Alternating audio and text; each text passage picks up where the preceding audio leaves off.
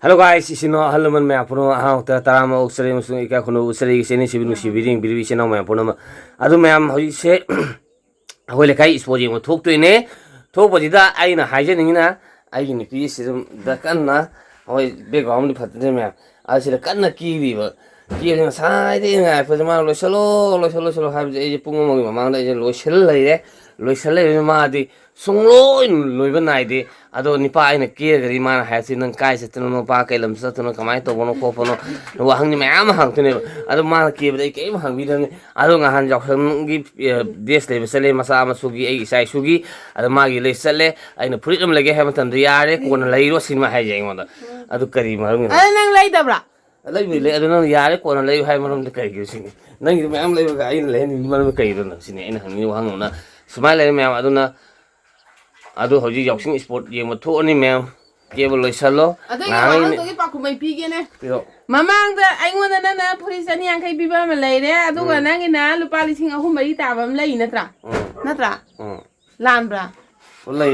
Lai bada indi mi kotarung da nupa ha ji de khoi gi imana ba bol mana ba ta eni thowa thom sa tuna adu dung ta lai bani adu smile to dana laure adu hoji yoksing sport yeng ma sat ne adu yoksing ni na khoi ni pi thi bani na lang ko pa bit tai bu ko pra sa pra li maro ni sa jing sai pha bani na maro ma adu khallaga sport yeng mo na sami no si me sport yoksing sport ke ni ma usai ma thang ai ma kha ta ma adu sal si me adu me thona to na khoi je khoi le kai yoksale khoi le kai lampak se le me adu yoru usai me pun haji दा सभी सब ले P हाबे के mummy खंग दे अदु तौले कन ma'am ले साबी मैम उसर के ma'am थंग थंग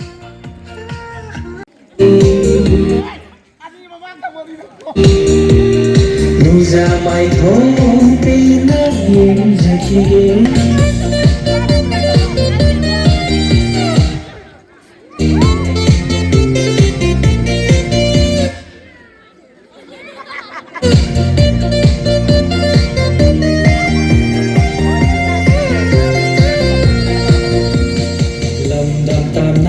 lấy khăn văn su nung tila ke na tahara tam bigaro ai na hai te pha sa the ado tam biraro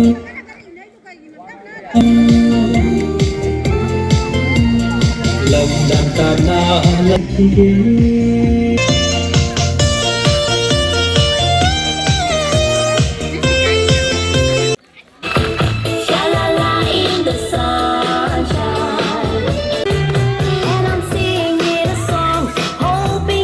मैं होगी इवेंट्स दिन में होगी करो रे sama sama bon apa sih bila main ini मैं usah के मैं मसा कुछ पुने mau होल लेkai mau मैं नुजिंग gitu ba करो nih मैं होगी मैं रे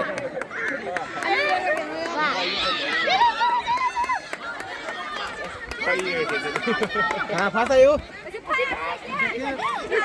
होगी मैं हम लेसाबी होल लेkai लेसाबी तो ने बिस्कुट चाबा के आई không tụng ai tiếng không tụng đi mèo đi phun mà khát thảo không gì mình là xem mèo video là video đi sân đi xe gì xa gì xuân này phê phê nó biết cái này thật cái mèo xuân này rồi mà xí vâng là đấy cái gì nhăn thế mèo xe xe ra thôi ta đi thuê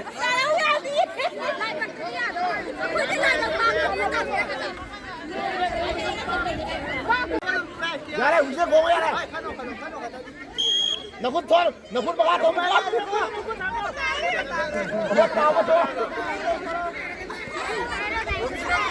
thôi ra thuốc rồi à thế ra thuốc rồi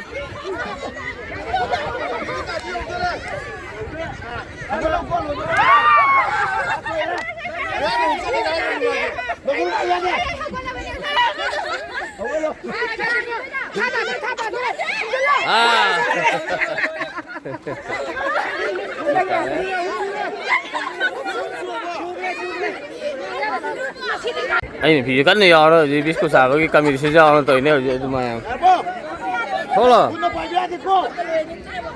cắn đi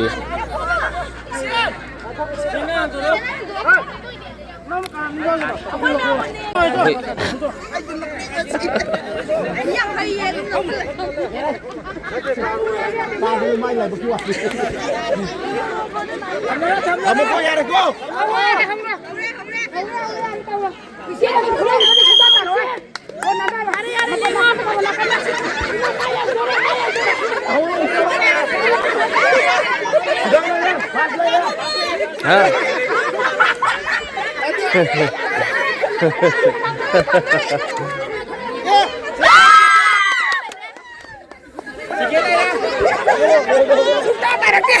ta cái sudah làm betul boleh.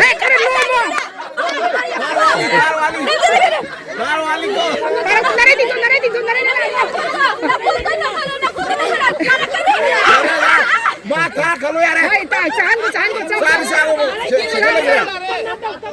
Ya mata apa itu tar ni ya re. Ngasi biasa tu kita mesti nuai biasa saya tapi memang tu nak dia kau bon tuai bila saya bi bon tuai bi kamai tu usah nanti memang usah ke memang pun yang kami nasi memang tu. Awalnya aku lekai le saya bi saya ni saya ni memang.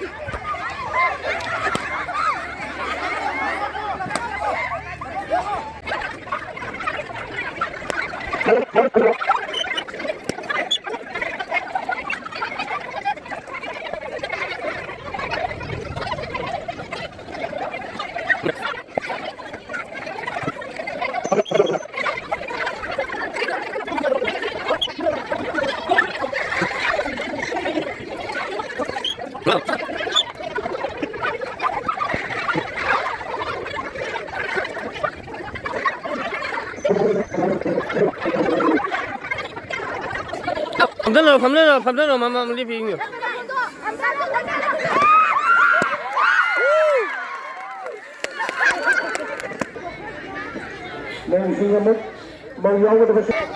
Anh này video cái nó buồn vài video nên ngày tụi mẹ video rồi cái nó tụi được. Không là.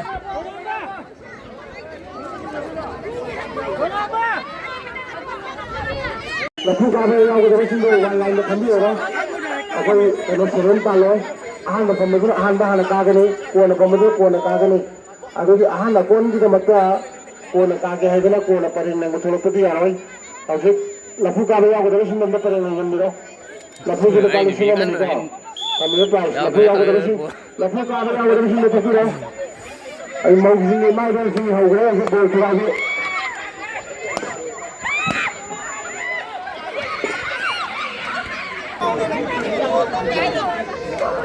Bapak, tôi muốn nói lên này thế.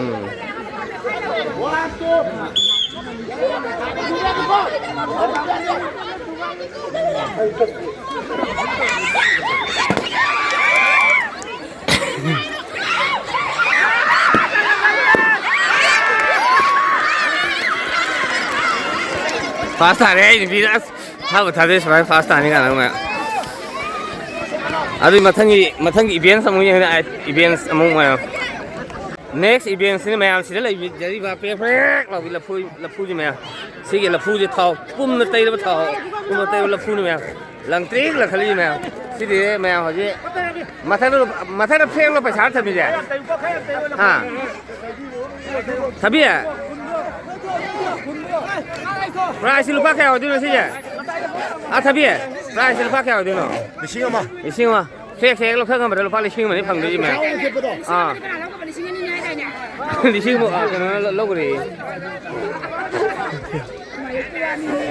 Aduh memang semua tu leh memang ada di. Perfect, kami lah puji mana lo kita tahu tapi memang kata tu memang ada. Lalu kau jauh berapa? Kamu juga memang jadi. Masa untuk usaha ke memang. Segi event sih, anu abi event semua itu jadi memang jadi.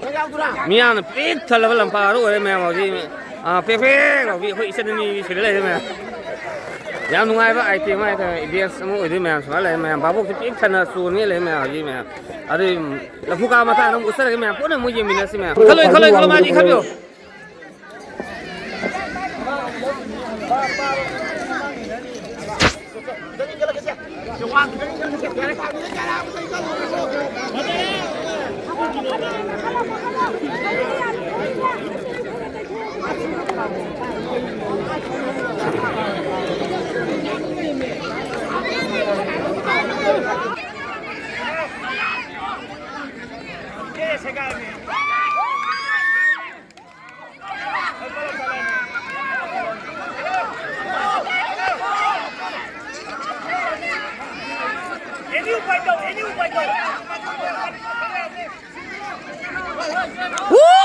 Đó, cả lộ.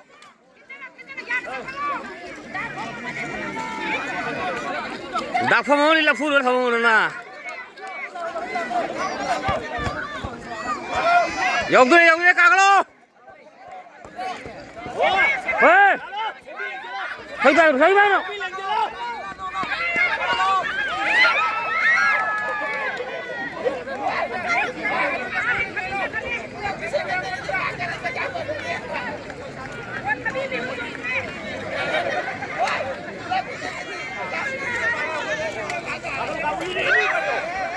Yes, masang next tadi ngambil soalnya.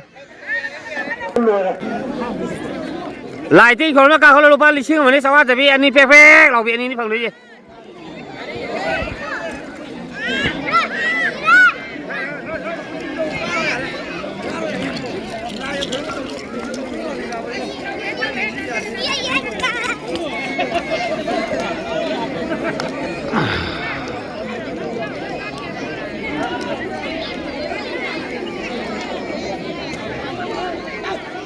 Fajar kakak jauh deh kakak lo. Jauh deh kakak lo. Komite pasalnya kemarin sih lagi last round lagi no. Karena gitu lah.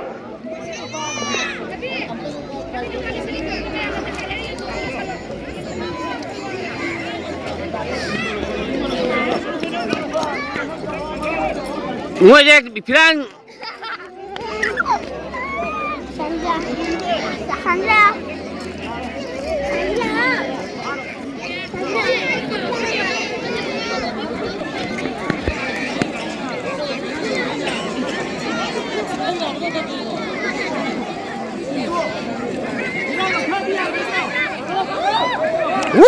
Cậu là ông ơi.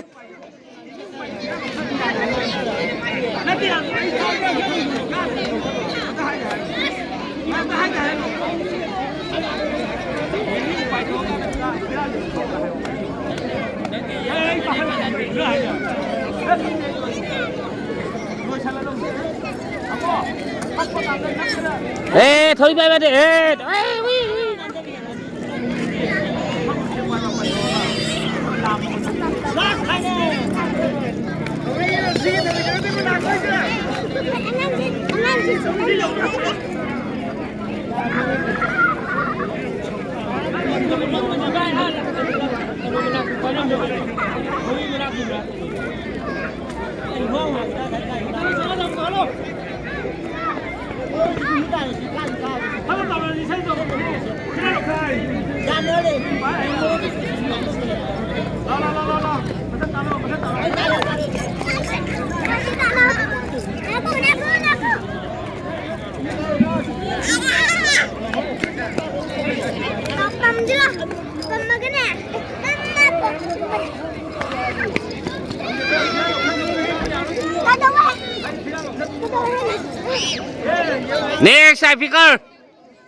Next I pick up number Mr. Nawa.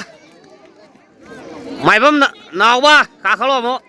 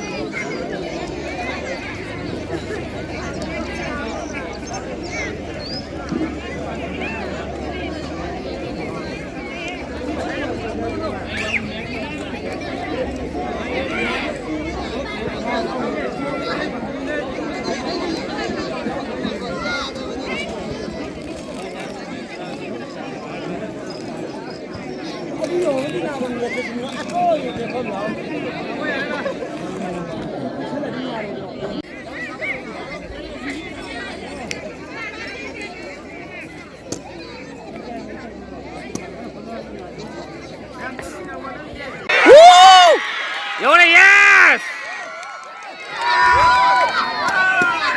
yes วางทองจะเป๊ะๆเราไปมิสเตอร์ด็อกซาไปเองบ่ใครรวยนะงั้นสิฟังเครมาไพรส์ลูกเป้าเจ้าว่าจะมีเป๊ะๆเราวินี่เราเครมานะปัจจัยน้องชาบ้าอิงบ่ไก่ฟอกแกฮะcái gì phao cái xoài nó không Ngay phao nó phao. ngay phao về ấy sao mà về đi cảnh sát đi thôi đấy Cái gì nghe em lâu rồi tôi. mà xin đi cảnh sát đi sao mà về đi phòng đi nè Lấy ba đồng thôi chúng ta, em năm muốn nè. À xin năm muốn em mai bị không lấy ba đi đồng thôi kìa. lấy ba đi cái nó nuôi tàu đấy